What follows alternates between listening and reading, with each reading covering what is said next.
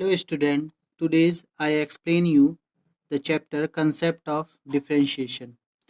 In previous video, I explain you how the derivation is come for d upon dx x की power n is equal to n x की power n minus 1. मतलब d upon dx x की power n की value n minus x की power n minus 1 होती है. ये मैंने आपको प्रीवियस वीडियो में एक्सप्लेन कर दिया था.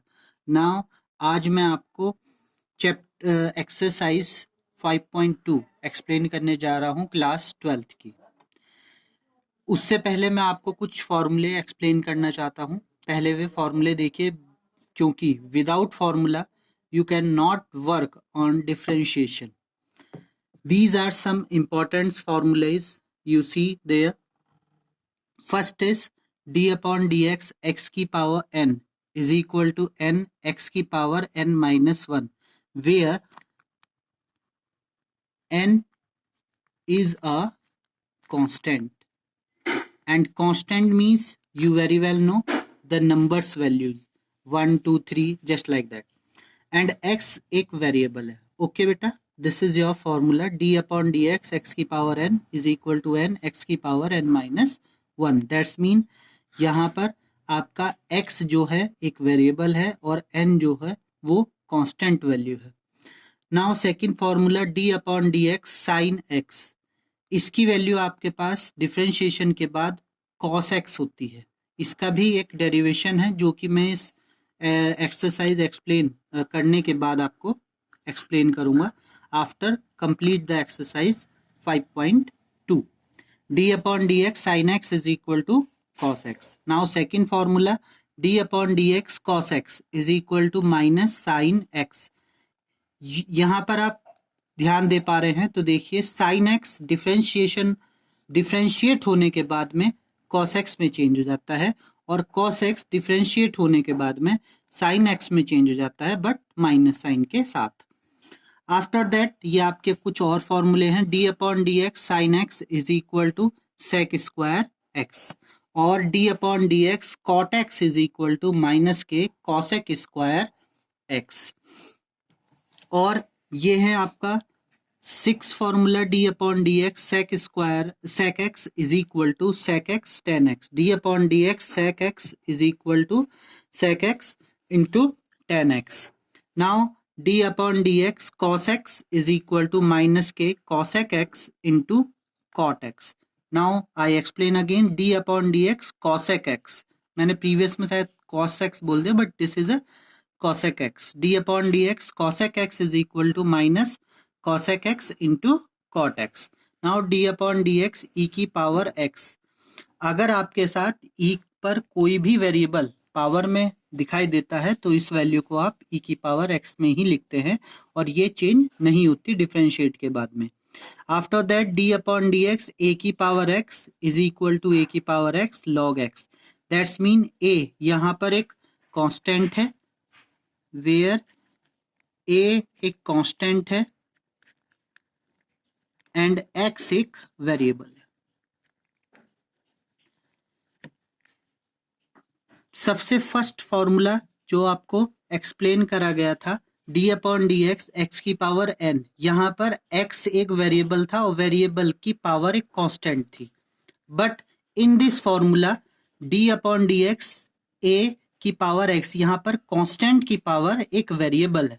तो ये दोनों फॉर्मूले में ये डिफरेंस है, एक में वेरिएबल की पावर कांस्टेंट है और एक में कांस्टेंट की पावर वेरिएबल है.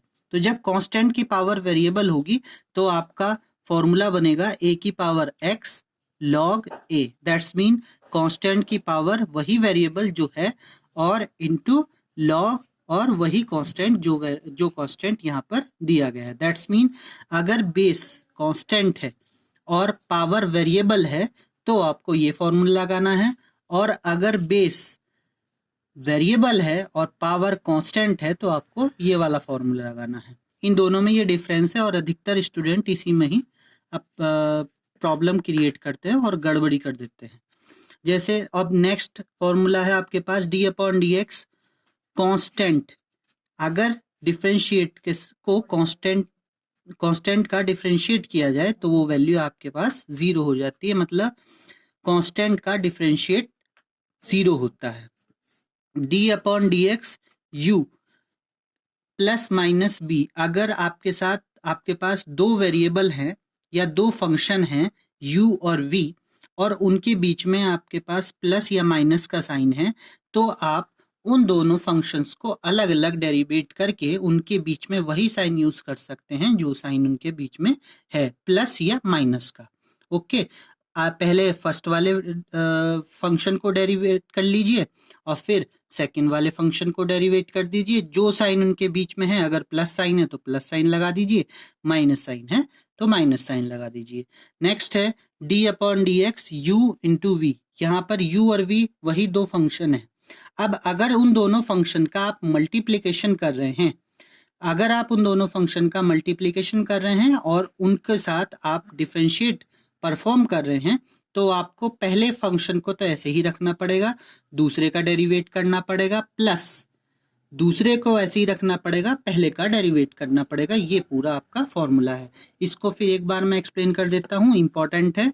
D upon D x you into v is equal to u d upon D x v plus v d upon D x u. That's mean u और v यहाँ पर दो फंक्शन हैं, दोनों का multiplication हो रहा है और उनका डेरिवेशन किया जा रहा है। तो हम क्या करते हैं, फर्स्ट पहले फंक्शन को ऐसे ही रख लेते हैं, दूसरे फंक्शन को डेरिवेट कर देते हैं, प्लस दूसरे फंक्शन को ऐसे ही रख लेते हैं, पहले फंक्शन को डेरिवेट कर देते हैं। दिस इज योर फॉर्मूला जो आपकी एक्सरसाइज 5.2 में यूज होंगे। अब मैं आपको कुछ क्वेश्चन करके दिखा रहा हूँ, एक्सरसाइज से रिलेटेड नहीं है, बट इन सारे फॉर्मूलेस पर बेस्ड है। कुछ क्वेश्चन सिंपल अभी एक्सप्लेन कर रहा हूँ, फिर उसके बाद मैं आपको एक्सरसाइज 5.2 का फर्स्ट क्वेश्चन एक्सप्लेन करूंगा। देखिए, D upon D x X की पावर आपके पास 5 है। तो यहाँ पर वेरिएबल है, वेरिएबल की ये वेरिएबल है, वेरिएबल की पावर कांस्टेंट है। तो आपको कौन सा फॉर्मूला लगाना है, ये वाला, जहां पर वेरिएबल है, वेरिएबल की पावर कांस्टेंट है। तो आप जब यहाँ पर ये फॉर्मूला लगाएंगे तो देखिए यहाँ पर भी x है, यहाँ पर भी x है, बट n की जगह पर आपके क्या पास वैल्यू क्या आ गई है, 5 आ गई है।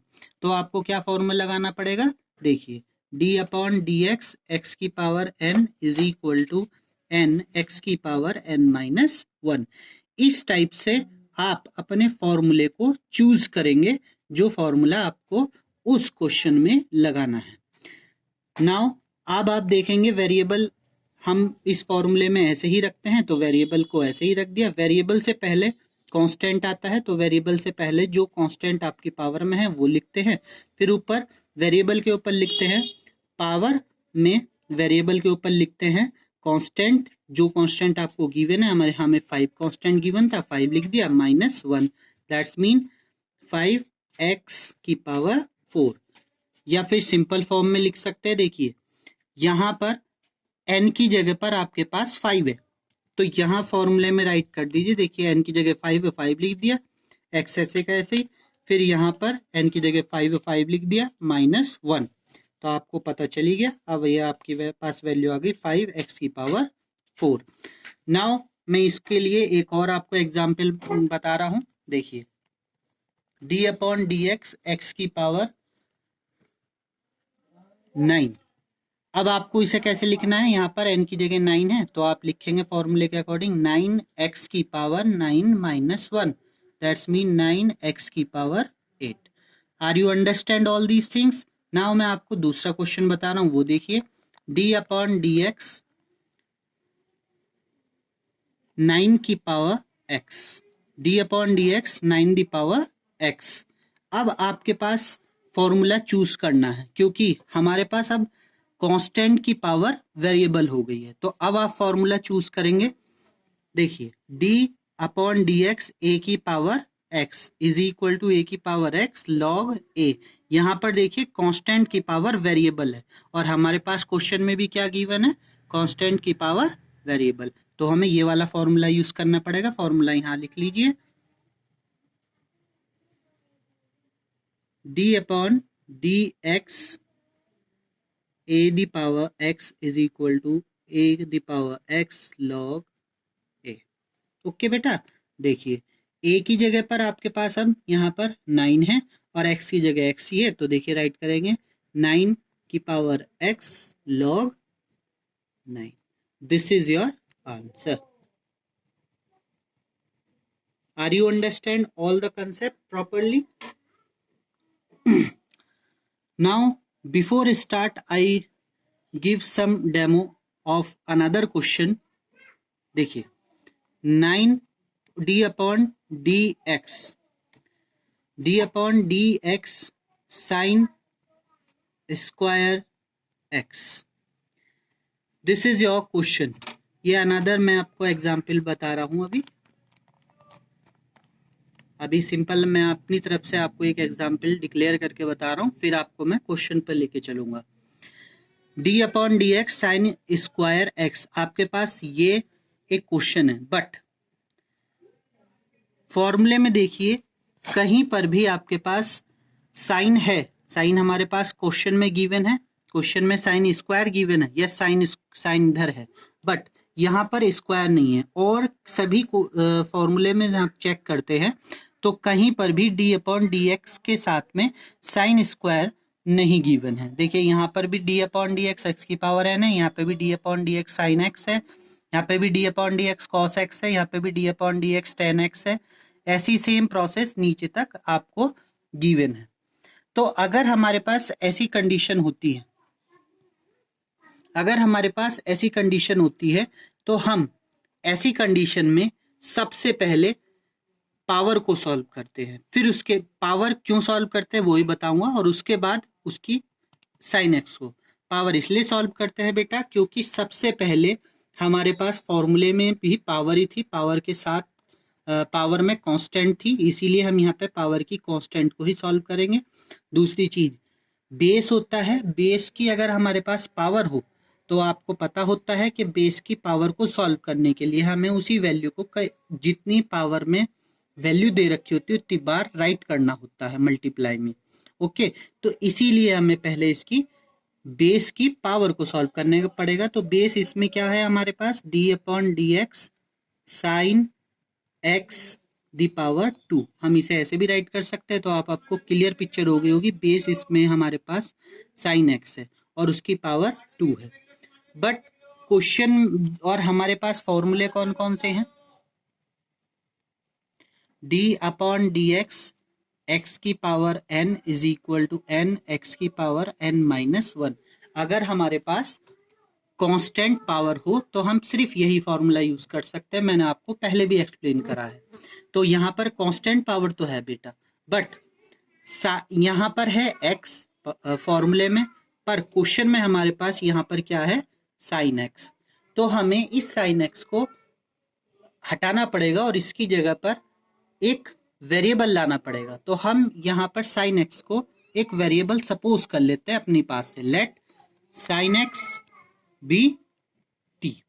हमने साइन एक्स को टी सपोज कर लिया, तो अब इससे यहाँ पर वैल्यू क्या हो जाएगी? D upon D x T की पावर 2. ओके बेटा, नाउ अब आपके पास ये वैल्यू क्या है? अब इस फॉर्म में बन गई है. बट एक चीज आप क्वेश्चन में देख रहे होंगे, यहाँ पर भी एक्स था, यहाँ पर भी एक्स था, बट यहाँ पर क्वेश्चन में क्या है? एक्स है और यहाँ पर टी है. यानी कि ये दोनों वेरिएबल अलग अलग है, डिफरेंट है, और फॉर्मूले में ये दोनों वेरिएबल सेम होने चाहिए, तभी हम इस फॉर्मूले को प्रॉपर लगा सकते हैं. तो देखो बेटे, अगर हम यहाँ पर लगाएंगे तो इसे कैसे करेंगे? इसके पावर 2 है, तो क्वेश्चन के अकॉर्डिंग हम ये वैल्यू रखते चले जाएंगे. एन की जगह हमारे पास 2 है तो 2 रख देंगे, प्लस एक्स की जगह पे हमारे पास वैल्यू क्या थी? टी थी फॉर्मूले के अकॉर्डिंग, तो टी राइट करेंगे. फिर एन की जगह पे 2 है, 2 राइट करेंगे, माइनस 1 है. देन अब आप चेक कर रहे होंगे, मैंने आपको पहले ही बताया यहाँ पर वेरिएबल एक्स है और यहाँ पर वेरिएबल टी है, तो इस जगह पर हमें इसे सॉल्व करने के लिए क्या कर देंगे? ऊपर डी टी लिख देंगे और नीचे डी एक्स लिख देंगे. क्यों ऐसे लिखा? क्योंकि बेटा यहाँ पर दोनों वेरिएबल अलग अलग थे, इसीलिए इन दोनों वेरिएबल्स को हमें अलग से डेरिवेट करना पड़ेगा. ओके, नाउ 2 टी की पावर 2 में से 1 गया तो 1 D T upon D x में ये कन्वर्ट हो गया. अब वैल्यू हमने टी की वैल्यू जो सपोज करी थी वो वैल्यू इसके अंदर पुट कर दीजिए। तो हमारे पास वैल्यू क्या हो जाएगी, 2 sine x d upon D x sine x. और फिर हम फॉर्मूला सिंपल लगा सकते हैं, 2 sine x into d upon D x का फॉर्मूला मैंने आपको बताया था अभी, d upon D x sine x is equal to क्या होता है आपके पास, कॉस एक्स। तो यहाँ पर हम क्या लिख देंगे, कॉस एक्स। और इस टाइप से हम ये क्वेश्चन सॉर्ट आउट करेंगे। Now I explain you the first question of exercise 5.2।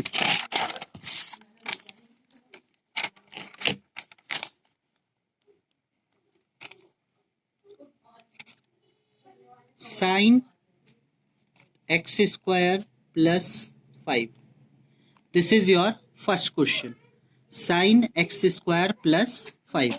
इसे सॉर्ट आउट करिए। तो इसका हमें डिफरेंशिएट करना है, ये आपका फर्स्ट क्वेश्चन था, हमें डिफरेंशिएट करना था, तो हमने डिफरेंशिएट के साइन इसके साथ राइट कर दिए। अब देखिए, इसको सॉर्ट आउट करने के लिए सबसे पहले एक सीरीज होती है जिसको आपको फॉलो करना पड़ता है। पहले पावर सॉर्ट आउट होती है, याद रखना। जब अगर हमारे पास ऐसे कभी चीजें बने जो पावर के साथ में भी हों और 2-3 वेरिएबल उनके साथ एडजस्ट हो, तो सबसे पहले हमें बेस की पावर सॉर्ट आउट करनी पड़ती है। होल क्वेश्चन के बेस, होल क्वेश्चन पूरा एक बेस बने और उसके ऊपर कोई पावर हो तो उसे सॉर्ट आउट करिए। अदरवाइज जो सबसे पहले जिसका बेस बनना हो उसे लेके चलिए। देखिए यहाँ पर ये पूरा एक थीटा की फॉर्म में है, आपको पता चल रहा होगा। तो d upon D x sine पूरा एक थीटा की फॉर्म में है, तो इसे आप थीटा भी सपोज कर सकते हैं। तो let x square plus 5 is equal to theta हमने सपोज कर लिया। तो ये क्वेश्चन हमारे पास कैसे हो गया, D upon D x sine theta. अब इसको डिफरेंशिएट करेंगे तो ये वैल्यू हमारे पास क्या हो जाएगी, cos theta D theta upon D x. मैंने तब भी आपको बताया था कि अगर ये वेरिएबल और ये वेरिएबल सेम नहीं होगा तो आपको इस वेरिएबल का डिफरेंशिएट अलग से इस वेरिएबल के साथ में करना पड़ेगा। Now put the value of theta, cos theta की वैल्यू की जगह आपके पास X square plus 5 D upon D x x square plus 5, ये राइट कर देंगे। Now cos X square plus 5। अब देखिए मैंने आपको बताया था ये u ये v की फॉर्म में हो गया, तो इसको अलग अलग हम डिफरेंशिएट कर सकते हैं। D upon D x x square plus d upon D x 5। मैंने यहाँ पर भी आपके पास ये वाला फॉर्मूला यूज करा है, D upon D x x square plus 5 is equal to d upon D x x square plus d upon D x 5। ये यहाँ पर मैं अलग से आपको सॉल्व करके बता रहा हूँ, ये मैंने इस फॉर्मूले की मदद से करा है u प्लस v के फॉर्मूले में। ओके, तो देखिए ये वैल्यू अब यहाँ पे भी रखेंगे, cos x square plus 5। Now इसको सॉर्ट आउट करेंगे तो देखिए ये पावर है x की पावर n, तो फॉर्मूला लगा देंगे 2x की पावर 2 माइनस 1, और ये कांस्टेंट है, 5 एक कांस्टेंट होता है पता है आपको, और डिफरेंशिएट जब कांस्टेंट का करते हैं तो वैल्यू आ जाती है 0। ओके, तो cos एक्स स्क्वायर प्लस 5 और ये वैल्यू आपके पास हो गई 2x की पावर 2 में से 1 गया तो ये वैल्यू आपके पास 1 बची, तो this is your 2x, then 2x cos x square plus 5। Thank you बेटा।